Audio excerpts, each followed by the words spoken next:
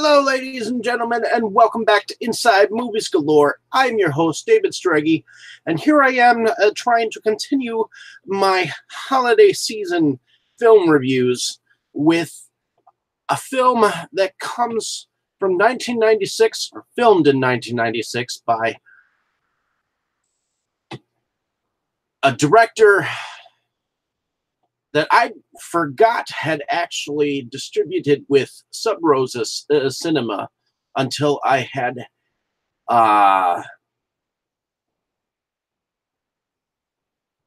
found that his film Satan Claus was actually on a 6-film set that I have from Sub Rosa Cinema called Savage Holocaust.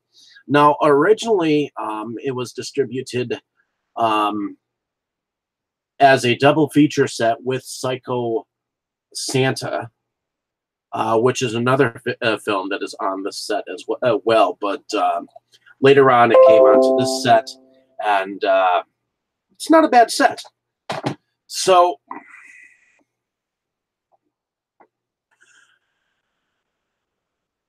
evidently, on the night before Christmas, we have a serial killer Santa that stalks the street of New York looking for blood. In the very beginning of this film, we see this Santa Claus driving a car to somewhere. We don't exactly know where. And he ends up starting to kill people. And then, evidently, there were some eyewitnesses to these killings, and it gets the attention of the New York police, and they can't find the killer. There's a few people who believe it's the beast, that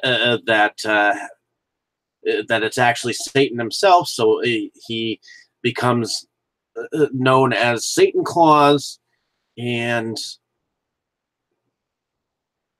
there's a whole bevy of people involved in this film that just have some over-the-top acting.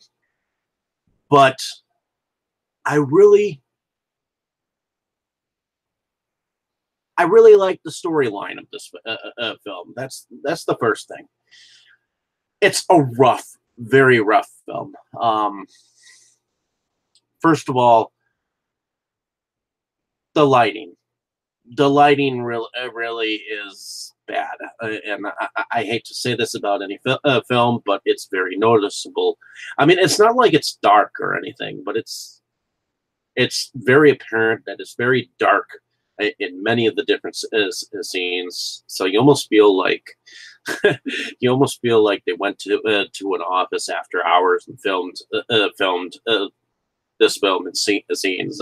I mean, you could tell that it was an office, but it was some of the actors were barely visible, even when they were supposedly outside.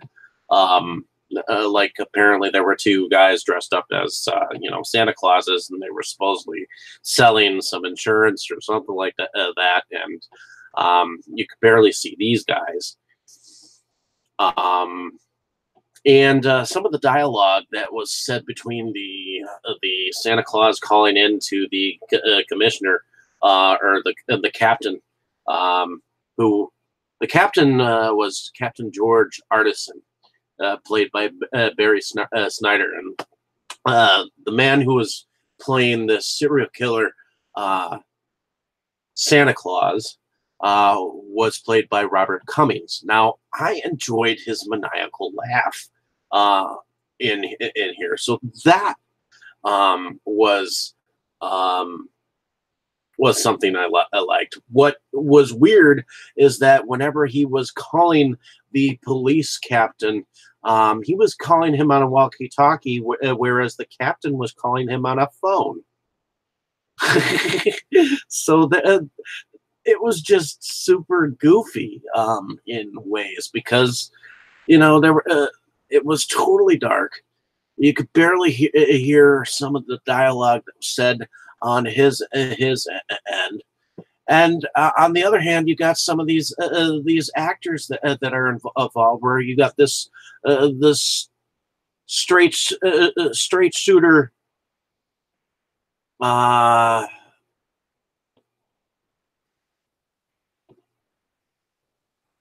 You got this straight shooter detective who doesn't believe in like the nonsense of, demons and spirits and all that jazz.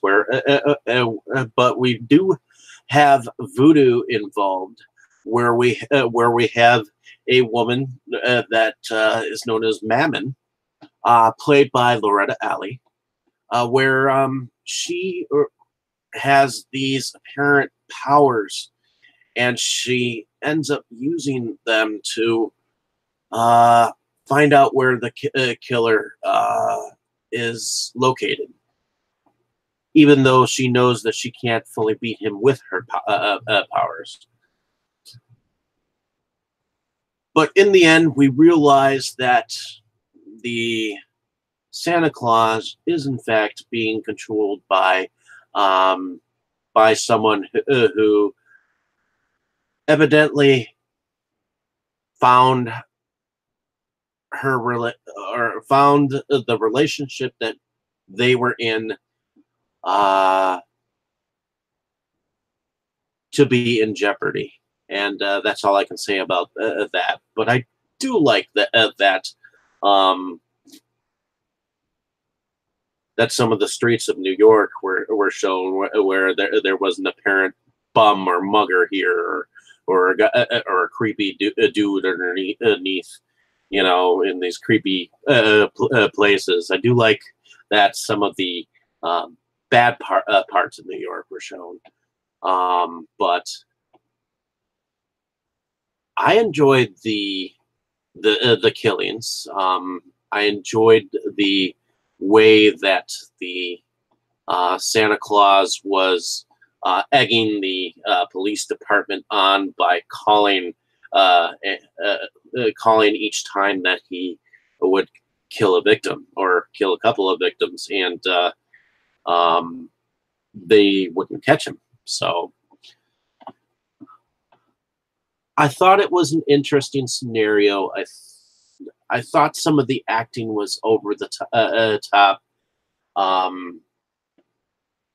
And I thought that the cast was diverse, because you had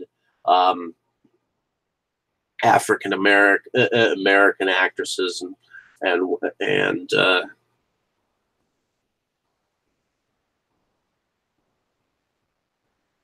I like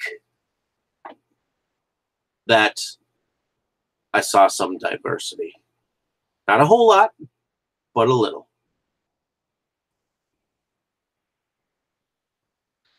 So I ultimately enjoyed this film.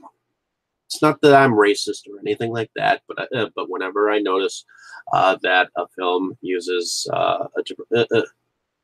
people with different color, I give them a thumbs up, because I really like when they use multi-talented actors and actresses. So, in any case, yeah.